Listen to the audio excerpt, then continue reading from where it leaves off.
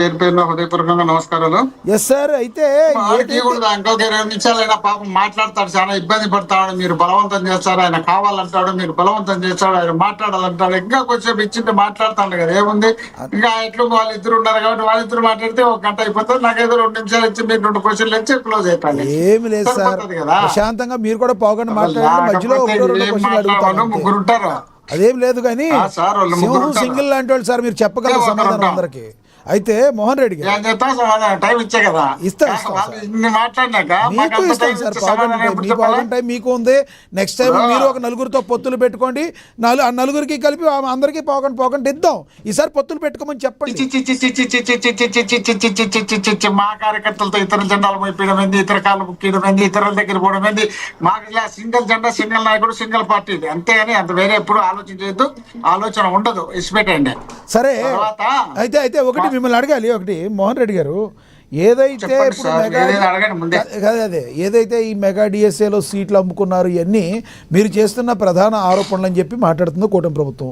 Number 2, ఎందుకు లోకేష్ని మీరు రాజీనామా చేయాలంటున్నారు? నిజంగా లోకేష్ గారు కన్నా రాజీనామా మంగళగిరిలో చేస్తే మీకు ఒక అభ్యర్థి కూడా అక్కడ లేడు. ఇప్పుడున్న ప్రభుత్వంతో, ఇంత బలమైన ప్రభుత్వంతో గెలవాలన్నా, గెలిచి నిలబడాలన్నా, ఏ రకంగా మళ్ళీ వీళ్ళ యొక్క ఇమేజ్ని పెంచడానికి తప్పితే జగన్మోహన్ రెడ్డి చారిత్రాత్మక తప్పిదం చేస్తున్నాడు. ఏ ఆధారం లేని నిరాధారమైన వార్తల్ని చేసి బయటికి తీసుకొచ్చి మాట్లాడతానని ఖండిస్తున్నామని చెప్పి వాళ్ళు మాట్లాడుతున్నారు. ఏమంటారు మీరు? మామూలే కదా, వాళ్ళు ఖండించాం. లోకేష్ పనికిమాలోడు బయటకు పంపించామని వాళ్ళు ఎట్టంటారు అంటారు కదా. ఎంత తప్పు చేసినా, ఎంత ఫ్రాడ్ చేసినా మంచోడు అని చెప్పుకుంటారు. కానీ ఎవరి బిడ్డ ఏదో చెప్తారు చూడు, కాకి బిడ్డ కాకి ముద్దు, వాళ్ళ బిడ్డ వాళ్ళకి ముద్దు. దాన్ని తప్పెట్టంటావు తప్పను. రెండోది, మా శేఖర్ రెడ్డి ఏమంటున్నాడంటే, వైసీపీ చనిపోయిన పార్టీని బతికించుకోవాలని, మేము జనంలో ఉండామని చెప్పించుకోవాలని ప్రయత్నం చేస్తున్నారు అని. రాజశేఖర రెడ్డి గారు ముఖ్యమంత్రి అయిన మరుక్షణం నుంటే టీడీపీ చనిపోయింది. చనిపోయిన పార్టీని కోమాలో ఉన్న పార్టీని, వెంటిలేషన్ మీద ఉన్న పార్టీని ఎవరినో డాక్టర్లు ఇతర రాష్ట్రాల్లో, ఇతర దేశాల్లో ఉన్న డాక్టర్లు తీసుకొచ్చి దానికి వెంటిలేషన్ మీద నడిపించుకుంటూ వచ్చినారు తప్ప బతకలే. ఆ తర్వాత మళ్ళీ 2014లో ఈ రాష్ట్ర విభజన జరగడము, రాష్ట్రంలో నియోజకవర్గాల జరగడము, ఇతర రాష్ట్రాలు, ఇతర ప్రాంతాలు, ఇతర పార్టీలు అందరినీ కలుపుకొని సినిమా యాక్టర్లతో పాటు ఎన్నికలకు పోతే మహా అంటే వచ్చింది 5 లక్షల ఓట్లు మెజార్టీ, 5 లక్షల ఓట్లు. ఆ తర్వాత 19లో మళ్ళా 151 సీట్లతో జగన్మోహన్ రెడ్డి గారు సింగిల్, వీళ్ళు ఎన్ని తలకిందులు ఉన్నా గెలిచలేని పరిస్థితి వచ్చింది. అప్పుడు మళ్ళీ జగన్మోహన్ రెడ్డి గారు గెలిచినారు. ఆ తర్వాత 24కు వచ్చేటప్పుడు అప్పటికి ఆల్రెడీ చనిపోయింది. ఆ చనిపోయిన పార్టీకి అరెస్ట్ పూసి చూపించుకొని పవన్ కళ్యాణ్ గారు కలిసినాడు. పవన్ కళ్యాణ్ గారు పోయి మళ్ళీ ఢిల్లీకి పోయి వాళ్ళ కాళ్ళు పట్టుకొని చంద్రబాబు నాయుడు వచ్చి అండానే కూడా మేము పట్టుకొని వచ్చి తీసుకొచ్చి గెలిపించుకున్నామని చెప్పి ఆయన నోటితో ఆయన చెప్పినాడు, నేను చెప్పలే. అంత చెప్పిన తర్వాత ఆ ప్రాణంతో పోయినట్టు అయినా కూడా గెలిచే పరిస్థితి లేకపోతే ఇంకో కోణం ఎత్తుకలాడి ఆ కోణం ద్వారా తీసుకొని గెలిచి ఆర్టిఫిషియల్ గా ప్రభుత్వాన్ని నడుపుతున్నారు తప్ప బలమైన పార్టీ, బలహీనమైన ప్రతిపక్షం రాష్ట్రంలో లేదు. బలమైన ప్రతిపక్షం ఉంది.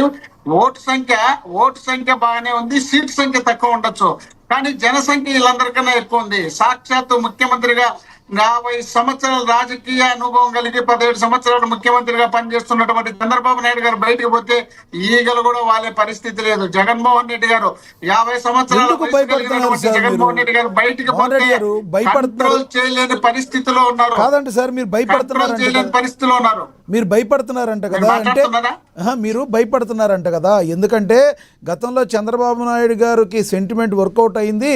మీ యొక్క వైసీపీ నాయకులు, మంత్రులందరూ కూడా 30 దాడి చేస్తే బూతులు తిడితే ఆయన సెంటిమెంట్ అయ్యి ఈ రోజున ఆయన ప్రభంజనంలాగా ముందుకు వచ్చారు.